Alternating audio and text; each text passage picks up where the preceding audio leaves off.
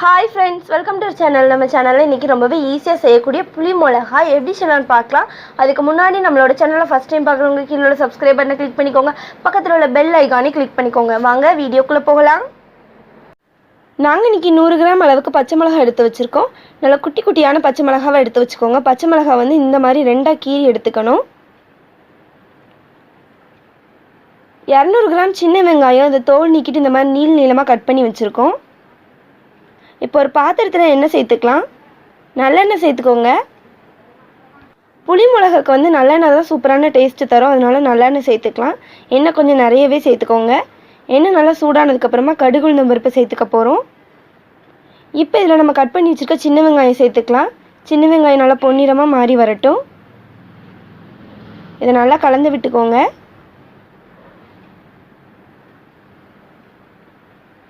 பாருங்கள் ஃப்ரெண்ட்ஸ், சின்ன வெங்காயம் நல்லா பொன்னிறமாக மாறி வந்துருச்சு. இப்போ இதில் நம்ம எடுத்து வச்சுருக்க பச்சை மிளகாய் சேர்த்துக்க போகிறோம். பச்சை மிளகாய் வந்து இந்த மாதிரி நல்லா குட்டி குட்டியாக இருக்கிற மாதிரி எடுத்துக்கோங்க. பச்சை மிளகாய் சேர்த்து நல்லா கலந்து விடணும். பச்சை மிளகாயும் நல்லா வெந்து வரட்டும். சின்ன வெங்காயமும் பச்சை மிளகாயும் ஓரளவுக்கு வெந்து வந்துருச்சு. இப்போ ஒரு பெரிய நெல்லிக்காய் சைஸ் புளியை நாங்கள் 10 நிமிஷம் தண்ணியில் ஊற வச்சு வச்சுருக்கோம். அதையும் இதில் சேர்த்துக்கலாம். புளி தண்ணி சேர்த்துக்கலாம்.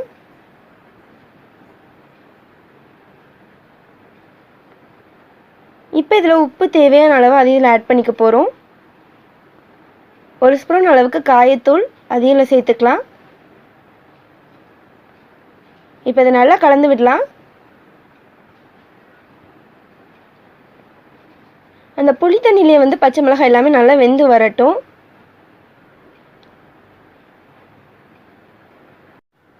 புளி தண்ணி நல்லா கொதிச்சு வரட்டும். புளித்தண்ணி எல்லாமே நல்லா வற்றினதுக்கப்புறமா இது தொக்கு ஸ்டேஜுக்கு மாறி வரணும். பாருங்கள் ஃப்ரெண்ட்ஸ், நம்மளோட புளி மிளகா ஓரளவுக்கு கொதிக்க ஆரம்பிச்சிருச்சு.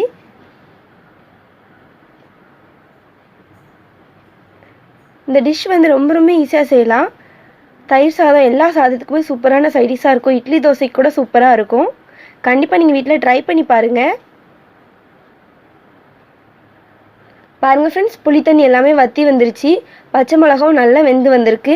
அவ்வளோதான், நம்மளோட புளி மிளகா சூப்பராக ரெடி ஆயிடுச்சு. இப்போ இதை வேறு பாத்திரத்துக்கு மாற்றி வைக்கலாம். இது வந்து 1 வீக் ஆனாலும் கெட்டே போகாது, அப்படி இருக்கும். நம்ம ஃப்ரிட்ஜில் கூட வைக்க வேண்டாம், வெளியே வச்சா கூட கெட்டே போகாது. நம்ம புளி தண்ணி சேர்த்துருக்கனால கெட்டு போகாது. பாருங்கள் ஃப்ரெண்ட்ஸ், நம்மளோட புளி மிளகா எந்தளவுக்கு சூப்பராக ரெடி ஆயிடுச்சுன்னு. ரொம்ப ஈஸியாக செய்யலாம். டேஸ்ட்டும் சூப்பராக இருக்கும். இட்லி தோசை சாதம் எல்லாத்துக்குமே சூப்பரான சைடிஷாக இருக்கும்.